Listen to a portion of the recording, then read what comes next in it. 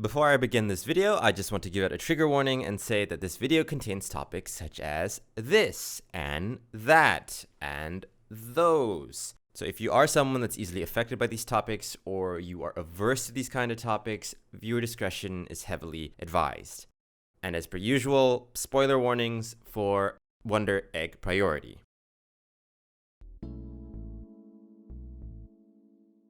I don't really know how to start this video here. I guess I'll just explain what the heck I'm doing. So for this video, I want to try being a bit more unscripted, make a very off-the-cuff type commentary. It's just something that I really want to try. I know that it's very early to fragment my content this early on, 26 subs and all. But yeah, it's just something that I want to try, just make something very spontaneous. That, and I feel like the topics that I'm about to discuss really deserves a more heart-to-heart approach. I really didn't feel comfortable if I wrote a script in regards to some of the things that I'm about to talk about. So yeah, I didn't really feel comfortable, but we'll get to that. Before I ramble on and make this video a lot longer than it should be, the anime that I want to talk about today is called Wonder Egg Priority. So Wonder Egg Priority is an anime that was released in the winter lineup of 2020. So like December, January of 2020, 2021, like that. And the story is essentially about these 4 girls and how they're in this dream world / fantasy world. It's kind of a mixture of both, honestly. And how they help other young girls their age move on from their suicide by battling the physical manifestation of their trauma, of their PTSD, or the physical manifestation of the thing that pushed these young girls to suicide, and to help them move on, essentially. And the show being what it is, the 4 main characters also have their own form of emotional weight, emotional baggage, and as the show goes on, they essentially motivate and push each other to be better and to come to terms with the certain events that happen in their own lives.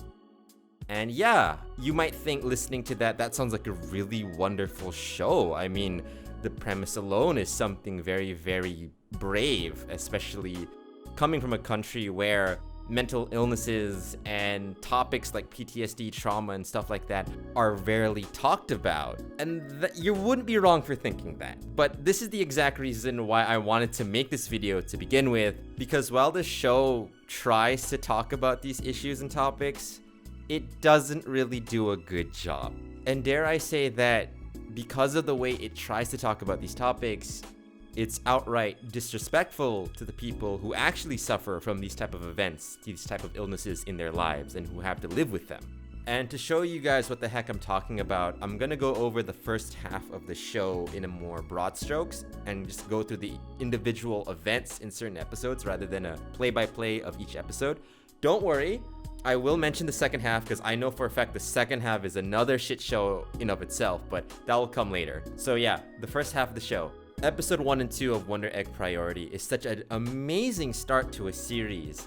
Episode 1 in particular, man, it immerses you so much into its world because it's a slow burn episode 1, and it really does help to establish the consequence of what the characters are doing, at the same time drawing you into this like weird and wacky but very dangerous dreamscape. The animation is solid, the OST is banger, the fight scenes are well choreographed. It's an amazing start. Episode 1 and 2, chef's kiss. Mwah, like so good. The problem though, for me at least, starts from episode 3. So, you know how I said the premise of the show is that the 4 main characters help girls who committed suicide to move on by defeating the physical manifestation of whatever caused them to commit suicide to begin with?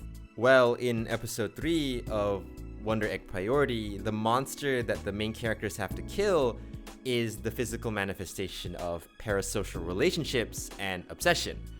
And being the running theme of the show, that sounds good on paper, right? Well, in this episode, the 2 girls that killed themselves, that the main characters have to help move on, killed themselves because their favorite artist died. Again, the backstory of these 2 girls isn't that they were abused or that they have a prior form of trauma or they were suffering from some kind of mental illness. No, they killed themselves purely because they wanted to follow their favorite artist into the next life. Their words, not mine.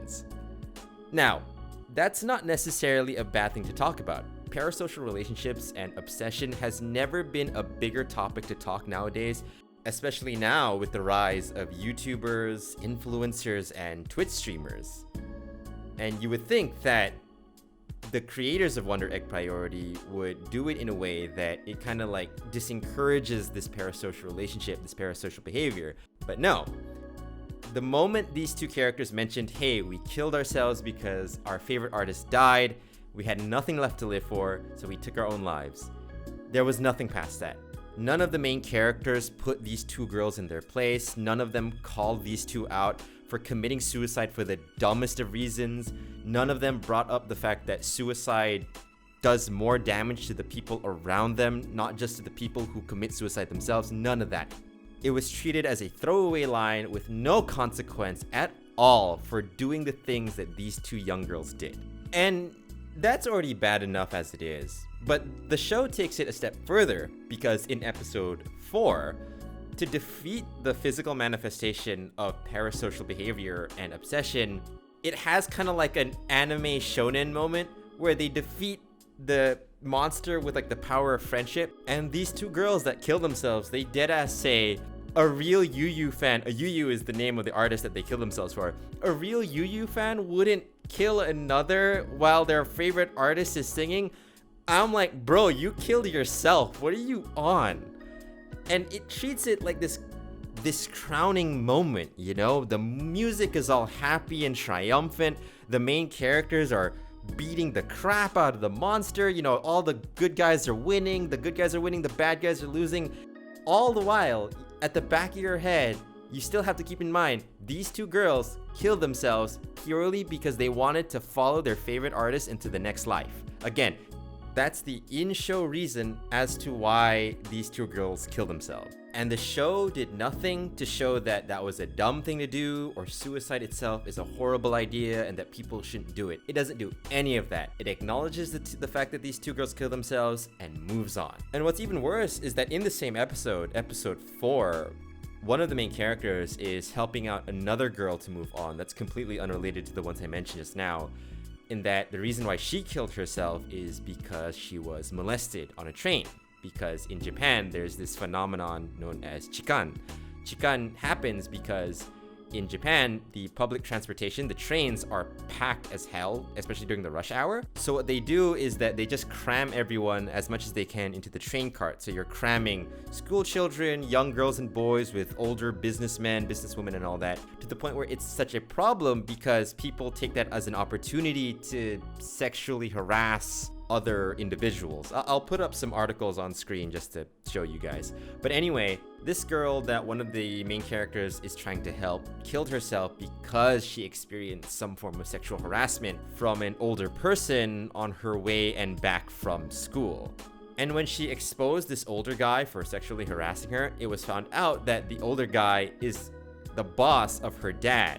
And because of that, her dad lost his job and is unemployed. So much so to the point where her mom, this girl's mom, the girl who killed herself, her mom said, why couldn't you just bear with it and just like take it as a compliment? Rightfully so. This is an interesting thing to talk about. It sounds fucked up, but I can actually see this happening somewhere in the world. And it would have been very cool to see the studio making this anime talk about these topics that were being presented in a respectful and level-headed manner. But they don't. Her entire story arc doesn't even last half an episode. It lasts a quarter of an episode. It's the opener to an episode. Her entire trauma/PTSD is not only established, but resolved, and she moves on in the first almost 15 minutes of the episode. And this is the big problem I have with Wonder Egg Priority, because they're more than willing to put their foot in the door, but no more than that. With topics that are so nuanced, so multifaceted, that it's impossible to wrap up talking about these topics within one day, let alone within the first 15 minutes of an episode. It is insane that mental illnesses, mental trauma, and anything like that have never been more talked about than ever before. We have a YouTubing doctor, for God's sake, whose entire content is talking about the importance of mental health and how important it is to take care of yourself. But the showrunners behind Wonder Egg Priority talk about these same issues with the same grace and tact as a brick flying through a glass window, and make a show that equates to them going, people die if they are stressed. Okay, that's all. See you tomorrow. And it wouldn't have been bad if they had kept trying, because maybe they didn't do a good job, but at least they tried, you know? And that counts for something. But the problem is they didn't, because the second half of the show completely ditches the mental awareness, mental illness issue for a completely different set of themes and storytelling beats. It tries to do essentially Evangelion in like 6 episodes, where Evangelion did multiple hour-long films to do.